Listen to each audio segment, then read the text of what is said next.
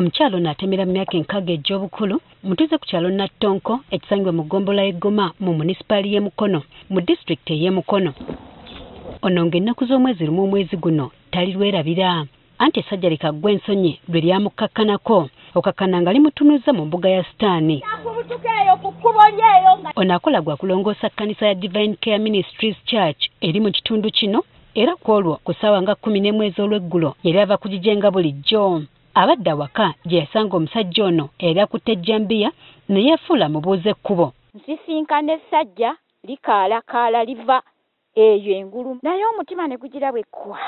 Nambuuze ekkubo erigenda ekijjabijjo liri ludda ng'ejjambiya eri muno. Ne mugamba liiryo nga muyita pembeni. Mbu kyokka ng'amaze okumulagirira ate oluvannyuma omusajja ono yamwefuulira n'abanga amutema ejjambiya okutuusa lwe yamuga mu bulago n'amutuga era n'azirika. N'adduka n'anzira mu maaso n'atandika okuwuuba ejjambiya bw'ati nga abunye ekkubo ng'agamba nze njagala.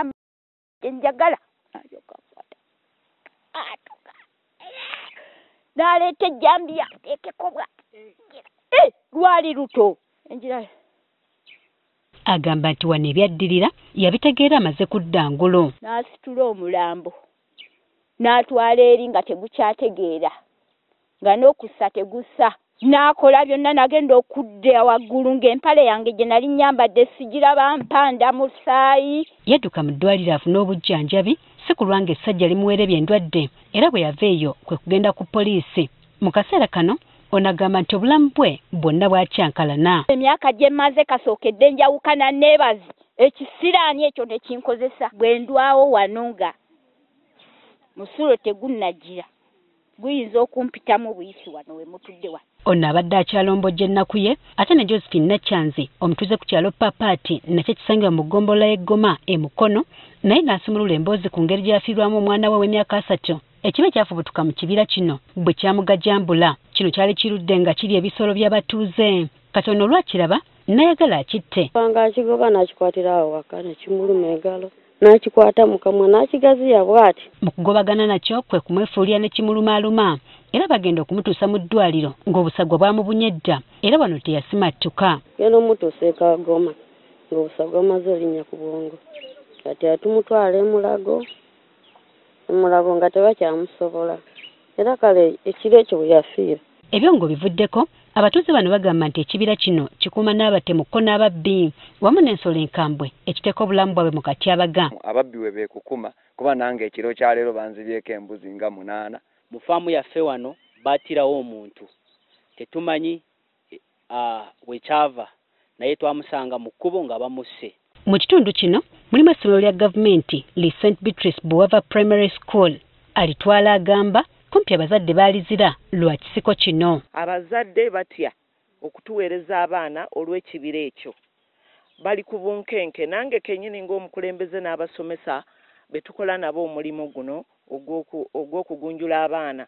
Tuli ku bunkenke. Mbu n'abasomesa nabo bakolera ku bunkenke oba okukuuma abaana obutatusibwako bulabe ate nabo bennyini. Kinaffe tubeera ku bunkenke tulina okubakuuma butibiri okubeera nti security yaabwe ennamu. Wabeerewo abaserikale awo nga bakuuma n'okugaziya ku kkubo eryo libeere nga ddene bulungi. Abatuuze balumiriza nti ettaka lino the National Housing and Construction Company era nga liriko obugazi bwa eka 320 kyokka nga lyonna liriko ensiko.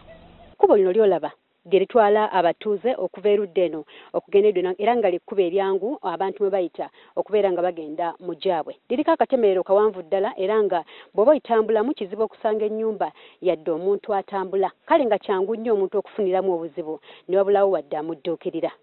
Abakulembeze bagamba nti bagezezzaako okutuukirira abakulu ku mitendera egy'enjawulo kyokka bakanya kubategeeza ng'ekibira kino bwe kitakwatwako. Oba chairpersoni wa LC3 oba RDC oba minisita bonna tubakubidde omulanga. Ne buli omu akugamba ekibira tekikwatwako kino sijja kutya kukyogera. Kye bakola kwe kubaletera abasirikale mbu bakikuume. Kyokka omuwendo gwabwe mutono ddala bw'ogeraageranya n'obunene bw'ekibira kino. Gwe can you imagine acres eziri 320 ne muteekamu abasirikale 3 oba 4 bakikoleko ki? Kubanga nabo babeera mu bizinensi yaabwe kutemamu miti kutunda. Mbu beekola mu kkono omulimu basawo ensiko eriranye ekkubo we bayita kyokka abakikuuma tebabakkiriza era bano baagala gavumenti ebawe olukusa waakiri ettaka lino bagire nga balikozesa ensiko eveewo. Ekibira ekyo oba bakiguza bantu oba bazimbamu makolero oba mabalakisi gaabwe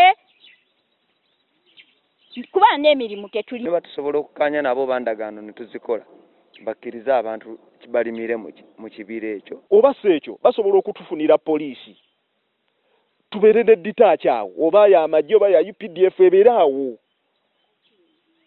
mu kifo ky'okuziteeka eri kati nawulidde baatunzeeko wali. Twogeddeko n'aba National Housing ne batutegeeza nga bwe babadde tebannafuna kumanyisibwa kwonna ku mbeera eno ne basaba bukakafu nti abatuuze baali beekubidde ku nduulu. Bakuwaddeko ku bbaluwa ze baatuwandiikirako kati nga tonnafuna sayidi eno badde nkusaba tusooke tufune obujulizi nti baatuwandiikirako tutandikira awo.